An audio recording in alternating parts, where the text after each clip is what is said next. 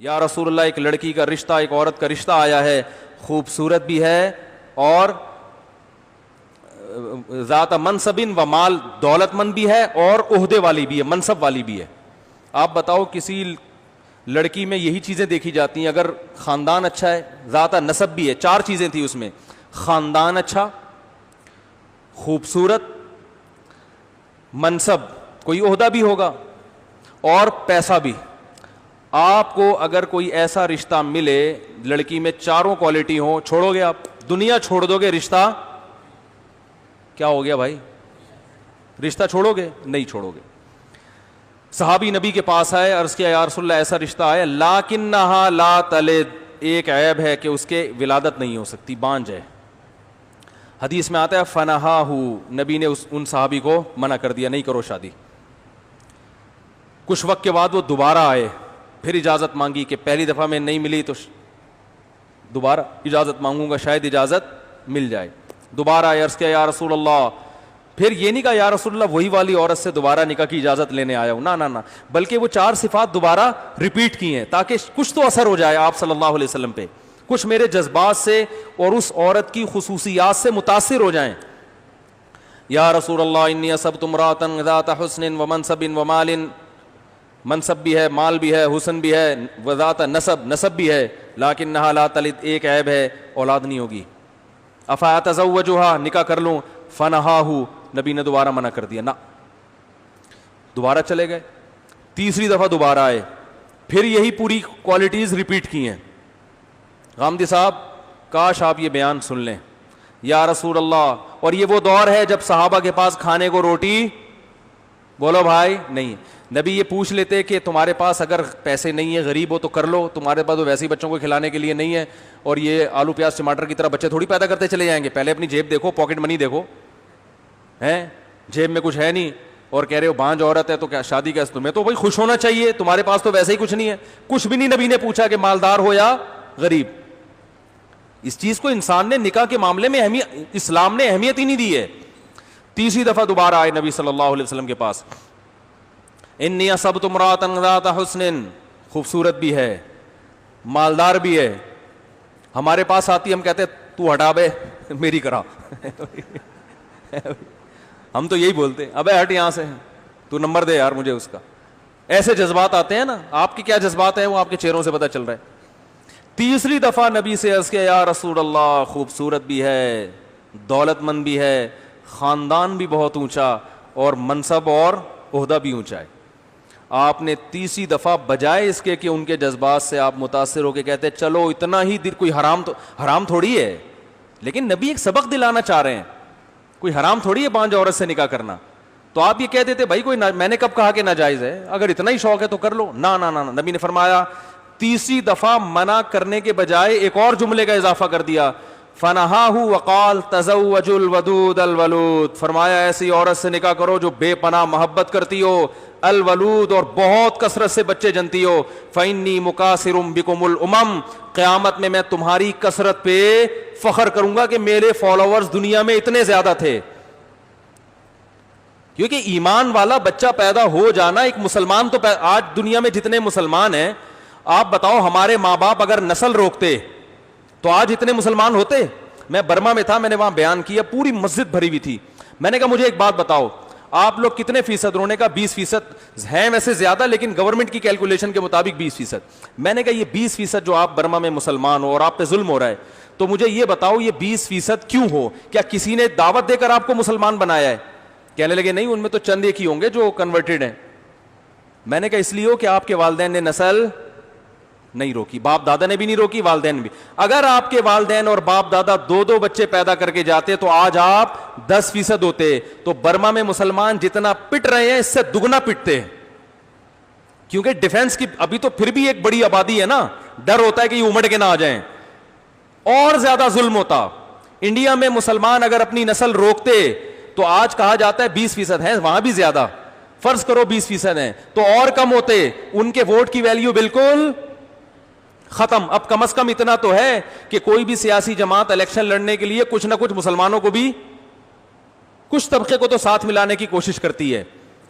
تو اگر یہ تعداد اور دگنی ہو گئی انڈیا میں تو مسلمانوں کی اگلی نسل میں ووٹ کی طاقت دگنی ہو جائے گی کہ نہیں ہو جائے گی؟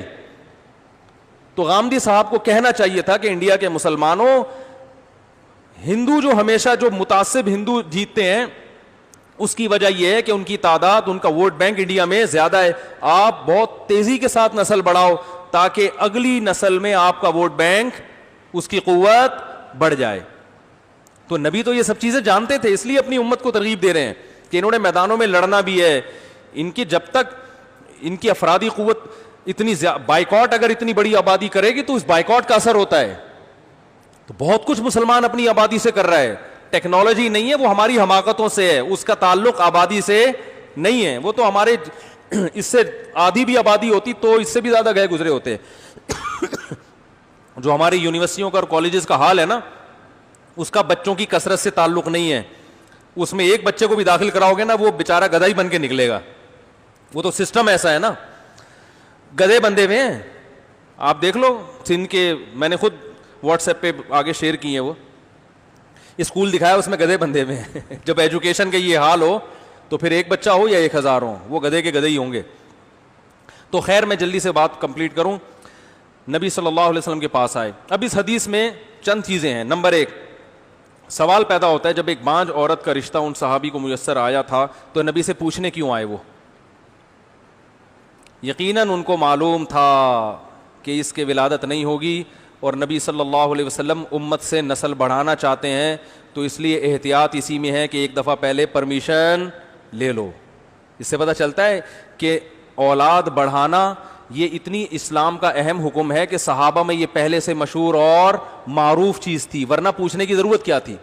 نمبر 2، ایسا اتفاق ہوتا نہیں ہے کہ ایک عورت بانجھ ہو مگر باقی ساری کوالٹیز ہوں اس کے اندر. ایسا ہوتا ہے کیا؟ ساری صفات ایک عورت میں اکٹھی تھوڑی ہوتی ہیں، بس ایک عیب ہو کہ بانجھ ہو.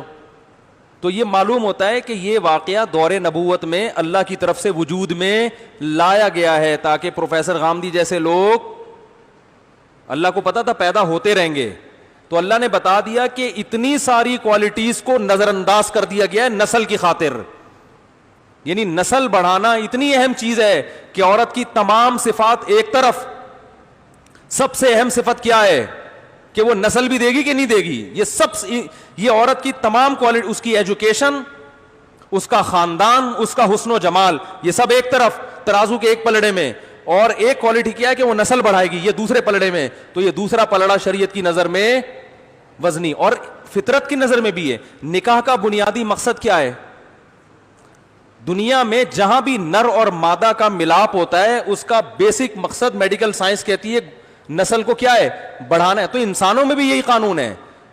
تو جب وہ بیسک مقصد ہی حاصل نہیں ہو رہا تو ضمنی فائدے تو حاصل ہوں گے، بنیادی مقصد حاصل نہیں ہوگا. تو اس لیے نبی صلی اللہ علیہ وسلم نے بتا دیا بھائی اسلام تو دین فطرت ہے. تو نکاح کے جب بیسک مقصد ہی حاصل نہیں ہو رہا تو پھر کیوں کر رہے ہو؟ یہ ایک الگ مسئلہ ہے کہ وہ بیچاری کہاں جائے گی. تو بھائی بہت سے لوگ ہیں جن کو کہیں رشتہ نہیں مل رہا ہوتا، وہ کر لیں گے اس سے، لیکن جو آپ سے مشورہ لے گا اسے تو آپ وہی مشورہ دیں گے نا جو بہتر ہوگا. تو تیسرا پوائنٹ یہ کہ صحابہ کرام کو جب ایک دفعہ کسی چیز سے روکا جاتا تھا وہ رک جاتے تھے، دوبارہ نہیں آتے تھے. یہاں 3 دفعہ آ رہے ہیں تو یہ صحابہ کی عادت کے بھی خلاف. تو یہ بتانے کے لیے اللہ بتا رہے ہیں کہ ایسا عشق تھا ان صحابی کے دل میں کہ نبی کے ایک دفعہ منع کرنے کو بھی انہوں نے کافی نہیں سمجھا، پھر بھی آئے ہیں اور پھر بھی نبی نے منع کیا. تو اس میں یہ سبق دلانا مقصد ہے کہ عورت میں جتنی اچھی کوالٹیز ہوں اور ان کوالٹیز کی وجہ سے تم اس پہ لٹو بھی ہو رہے ہو تو بھی اسلام کی نظر میں اس لٹو ہونے والے وصف کو بعد میں، اولاد والے وصف کو پہلے رکھا گیا ہے کہ جو نکاح کا مقصد ہے وہ حاصل نہیں ہو رہا تو لٹو ہو کے کیا کرنا ہے تم نے؟ ارے روٹی آپ کو بہت اچھی لگ رہی لیکن پیٹ بھرانے کے کام نہیں آ رہی وہ، تو ڈاکٹر کہے گا ایسی روٹی کھاؤ. آپ شوگر کے مریض ہو، رسگلہ بہت اچھا لگ رہا ہے آپ کو، ڈاکٹر کہے گا اچھا تو لگ رہا ہے مگر رسگلہ سے جو مقصد ہے نا کہ انرجی ملے گی، کاربوہائیڈریٹ ملیں گے، وہ مقصد آپ کو حاصل، بولو بھائی نہیں ہوگی، آپ شوگر کے مریض ہو، آپ یہ افورڈ نہیں کر سکتے. تو مقاصد پہ لذتوں کو قربان کیا جاتا ہے، لذتوں پہ مقاصد کو قربان نہیں کیا جا رہا. تو نکاح کا مقصد ہی نسل بڑھانا ہے اور نکاح کرنے بعد سب سے پہلا مشورہ یہ دیا جاتا ہے کہ نسل کیسے روکنی ہے. تو یہ پاگلوں والی حرکتیں ہیں. اللہ کا شکر ہے اللہ نے ہمیں قرآن و حدیث پر چلنے کی توفیق عطا فرمائی. اور چوتھے پوائنٹ یہ پتہ چلتا ہے کہ تیسری دفعہ میں جب بھی کوئی اجازت لینے کے لیے آتا ہے تو یا تو منع نہیں کیا جاتا یا منع کیا جاتا ہے تو نرم انداز سے. جیسے ہمارے پاس اگر کوئی آئے گا تو ہم تیسری دفعہ میں کہتے ہیں کہ یار اب اتنا بھی دل چاہ رہا ہے تو بہتر تو یہی ہے کہ نہیں کرو, لیکن اگر چلو کرنا ہے تو ٹھیک ہے. یہ ہوتا ہے نا. لیکن بجائے اس کے کہ نبی نے نرم کرنے کے انداز کو نرم, منع کرنے کے انداز کو نرم کیا, نہ بلکہ منع کرنے کے انداز کو پچھلی 2 مرتبہ سے زیادہ سخت کر دیا, اور سختی. فرمایا نہیں, بلکہ کیا ہے کہ میں یہ کہہ رہا ہوں کہ ایسی عورت, تم یہ کہہ رہے ہو بانجھ ہے, تو صرف بانجھ نہ ہونا بھی کافی نہیں ہے. میری خواہش یہ ہے کہ ایسی عورت ہو جو محبت بھی کرے, کیونکہ جب محبت کرتی ہے نا عورت, پھر وہ چاہتی ہے کہ میرے شوہر سے اولاد ہو. طلاق لینے کا پروگرام ہو تو پھر وہ اولاد نہیں چاہتی, یا وہ ٹرائی کر رہی ہو کہ دیکھوں اس میاں کے ساتھ رہتی ہوں, ایک آدھ بچہ پیدا کر لیا, پھر دیکھتے ہیں اگر بن پڑی تو ٹھیک ہے, نہیں تو پتلی گلی سے نکل لیں گے. جو ٹوٹ کے محبت کرتی ہے وہ تو چاہتی ہے کہ میرا گھر کیا ہو, آباد ہو, بھائی اب اسی کے ساتھ رہنا ہے. تو آپ نے فرمایا ایسی عورت سے نکاح کرو جو محبت بھی کرے اور کثرت سے بچے جنے. اس عنوان میں آپ نے بتا دیا کہ میں صرف بچے جننے والی عورت سے نہیں, کثرت سے بچے جننے والی عورت سے نکاح کی ترغیب دے رہا ہوں. تو جو پیغمبر یہ چاہتا ہو کہ صرف بچے نہ جنے بلکہ کثرت سے جنے, وہ ایسی عورت پہ نکاح پہ کیسے خوش ہوگا جو بانجھ ہو. تو یہ بتا دیا کہ تیسری دفعہ جب آئے ہو نا تو اب 300 دفعہ بھی آؤ گے تو اجازت نہیں دوں گا. اس عنوان میں آپ نے یہ بتا, تبھی وہ چوتھی دفعہ نہیں آئے پھر. اور یہ بھی مسئلہ یاد رکھیں, اس پر امت کا اجماع ہے کہ بانجھ عورت سے نکاح جائز ہے, کوئی گناہ نہیں ہے. پوری امت کا اجماع ہے, کیونکہ نکاح جن عورتوں سے اللہ نے حلال کرا دی اس میں بانجھ عورتیں بھی داخل ہیں. تو سوال پیدا ہوتا ہے جب حرام بھی نہیں ہے تو نبی اتنی شدت سے منع کیوں کر رہے ہیں؟ تو علماء کہتے ہیں صرف یہ بتانے کے لیے کہ میں اپنی امت سے نسل کی کثرت میں کتنا زیادہ حریص ہوں, میں کتنا زیادہ انٹرسٹڈ ہوں, کتنا زیادہ مجھے رغبت ہے کہ میری امت نسل بڑھائے. تو بھائی قرآن و حدیث کو اپنے حساب سے مت ڈھالو, خود کو قرآن و حدیث کے حساب سے. بولتے کیوں نہیں بھائی؟ لا الہ